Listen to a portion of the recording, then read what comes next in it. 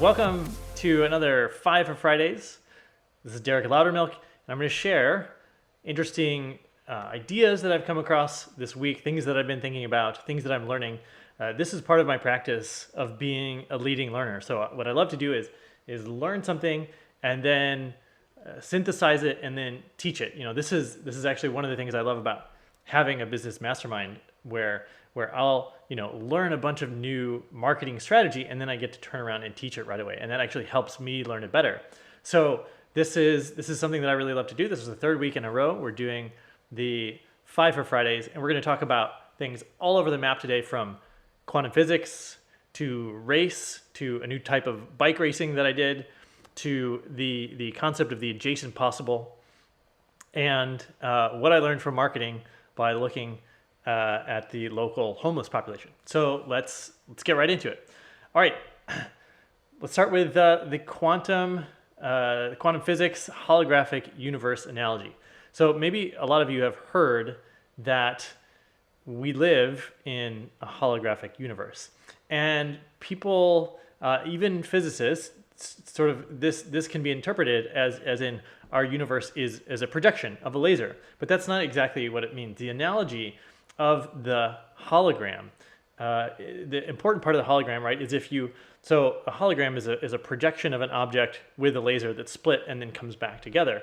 And if you cut the light beam in half, you still get the full amount of information of the object. And if you cut it in half again and cut it half 1,000 times and dim it and dim it and dim it, you still get the full amount of information encoded in the reflection of the laser. And what's important here is that when you think of the universe as a fractal, as above, so below, when you look at the spiral of a galaxy and the spiral of a seashell and the spiral of a whirlpool and the DNA and all these things, right? And you see at different scales the same thing showing up.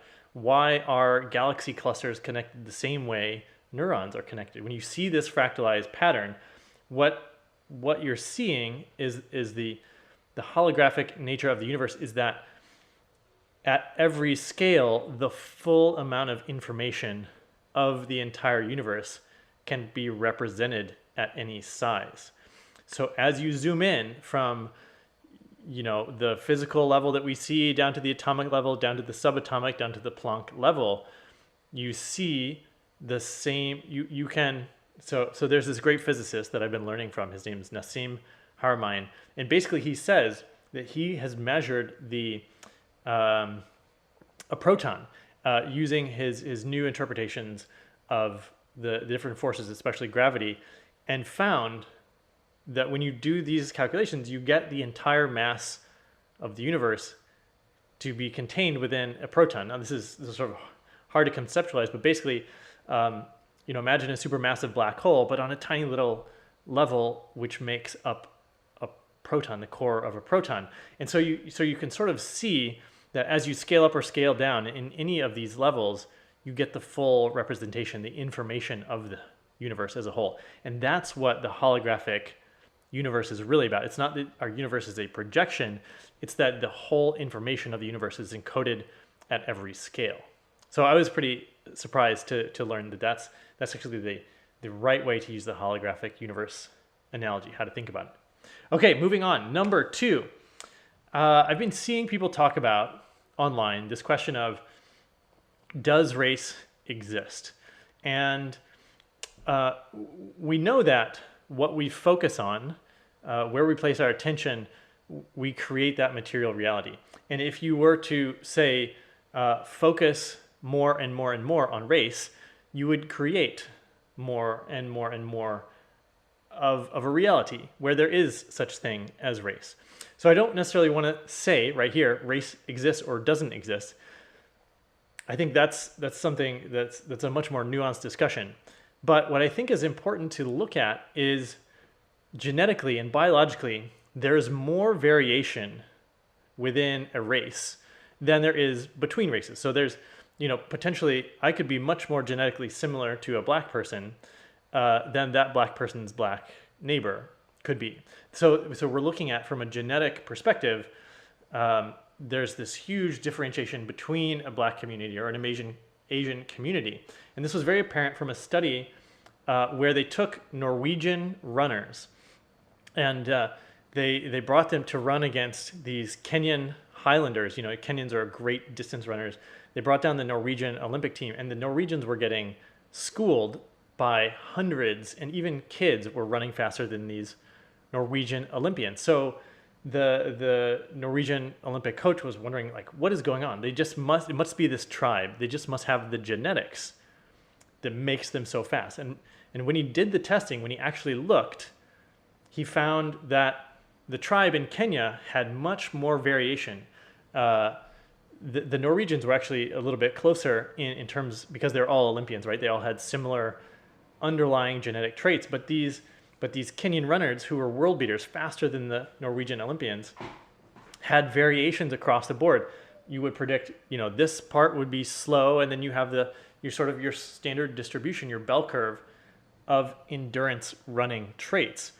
So we found that while some of them were naturally talented runners, most of them you would not predict would be world-beating runners. And so the conclusion you can draw from that is that it's much more their environment, where they're living at super high elevation, and the community and the tradition that has so many people become long-distance runners. It's more of a nurture effect than a nature effect because of the vast, differences among the people within this tribe in Kenya.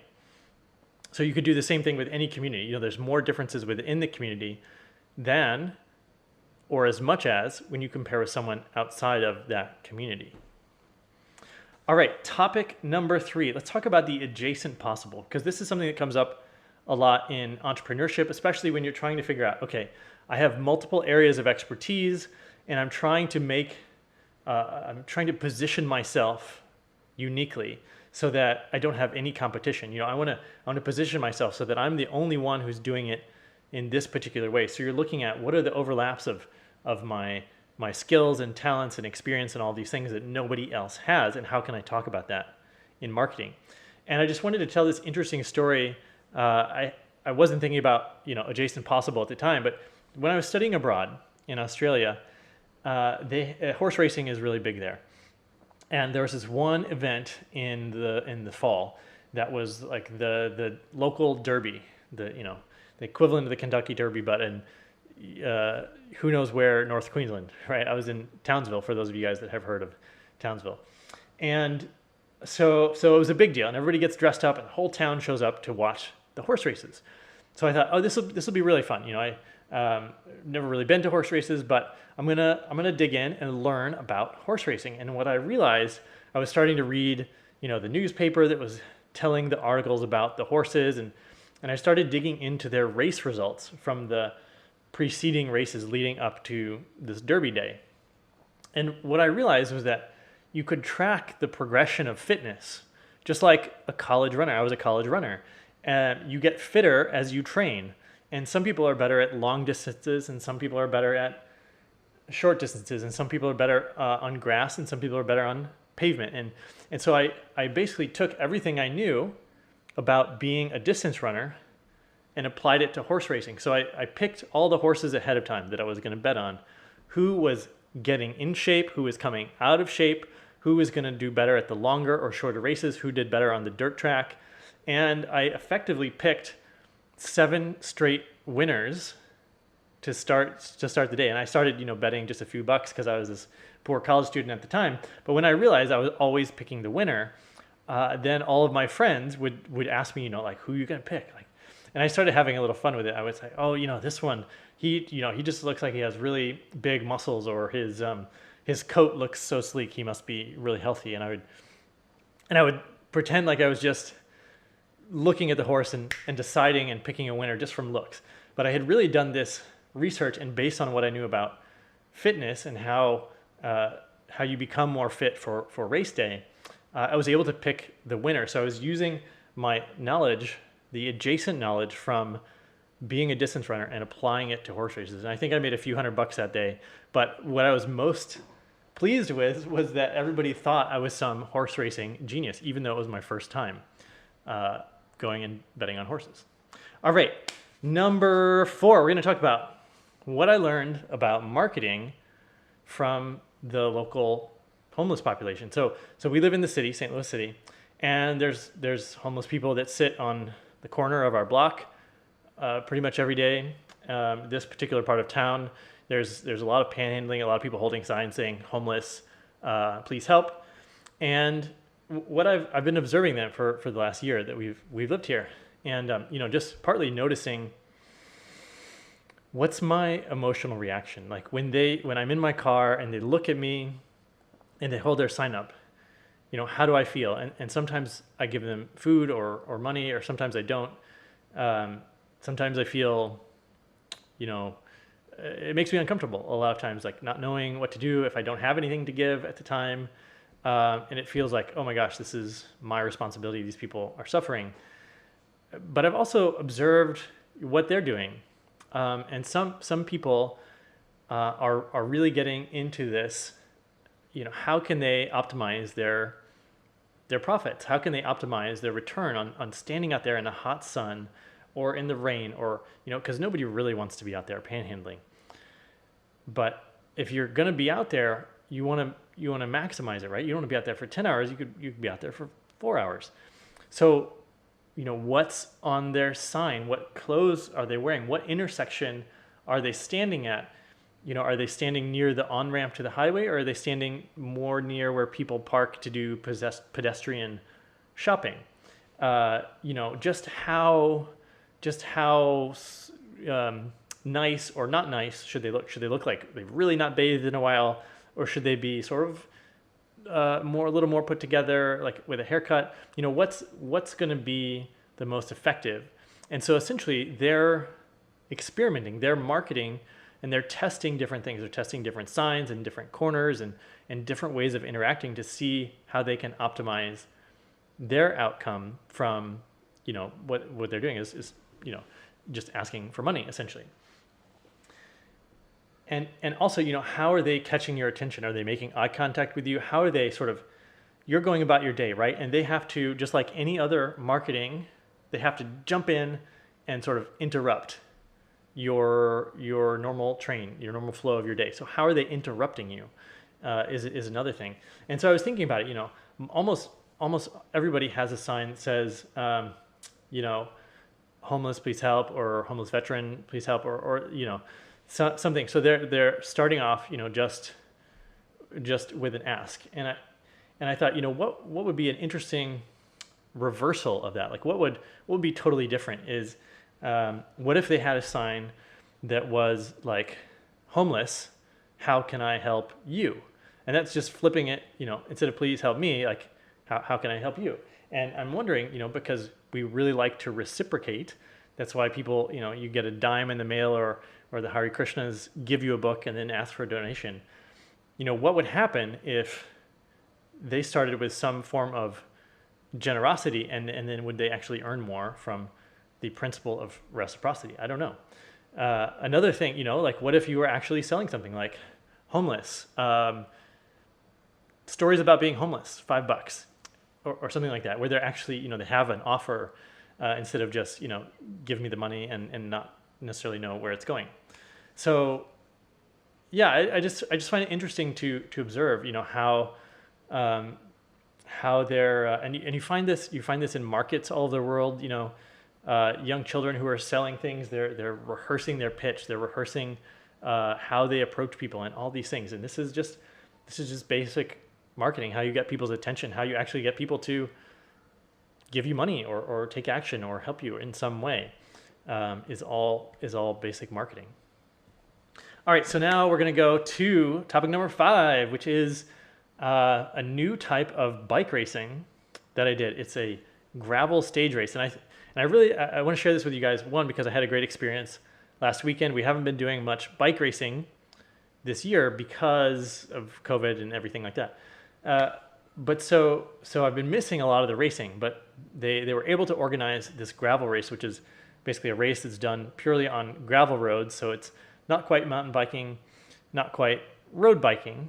And this was a cool, unique concept. And one, it was a first year race, and I really like to support first year events, or anytime somebody says like, hey, I've got an idea, I like to be that first follower. One of my mentors, Derek Sivers, he talks about the importance of the first follower.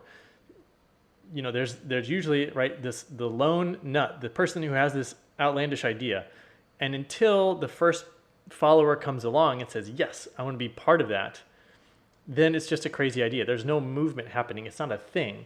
But as soon as someone, and this is a type of leadership, as soon as someone says, yes, I'm the first person to say yes for that, and I'm going to come participate in your event, party, game, movement, whatever it is, that's really important too. So I like to yes and people. And when I used to live in Bali, and my housemate, Nick Wood, we used to do this for each other all the time. We'd have ideas, one person would organize it, and the other person would, bring more people along. And it was such a great dynamic duo, the idea and the yes-ander. And we would do this, switching back and forth. So I wanted to support this race just by going and checking it out.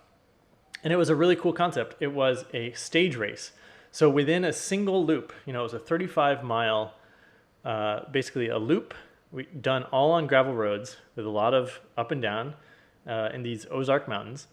But there were stages, right? So every few miles, there was a chunk where you were racing and then where you were resting. So you transition between the time stages, and your actual race isn't the whole 35 miles. It's 20 miles of those 35 where you're actually racing. And so there's all these time segments. There's rolling segments, there's flat segments, there's climbing segments. And so it was really cool. And it catered to a good all-arounder, and it allowed you to sort of strategize, sometimes drafting, sometimes optimizing your rest, taking longer in the transition periods. How much are you going to work with other people, or how much are you racing against someone else or against the clock? And it was a really cool vibe, a cool experience. Road racing and criterium racing is really fast, really competitive, really tight packs. And this gravel racing was much more low key. People were camping out and drinking beforehand, and kind of a party vibe, but really high level racers racing as well. So it was this great blend of a new racing concept and a low key vibe, first year event. And I really just enjoyed my experience. The name of the event was called the Gravel Duro, and the concept was taken partly from enduro racing, which is like mountain biking done in stages, which I haven't done. But it was a really cool concept, and I hope they do it again next year. So, all right, to recap, got holographic universe theory is where at all scales the whole is represented in each part. Got the question of, does race actually exist? And what I know is the more you focus on something, the more you perpetuate it. So if we just stopped focusing on it, maybe it would dissolve a little bit more. And this can apply to anything in your life. The more you focus on it, the more you're going to get that thing that you're focusing on. Horse racing, looking at the adjacent possible. Where can you take your expertise in one area and apply it to another area? How you get to the cutting edge is through this adjacent possible from what you already know, taking it into the unknown. All right. And then, of course, looking for marketing inspiration everywhere, including the local homeless population and how they go about their lives. And then this new type of race and how you can be the first follower. How can you support someone by being a follower, which is a type of leadership in and of itself. All right, thanks for joining me for 5 Fridays, and see you next Friday.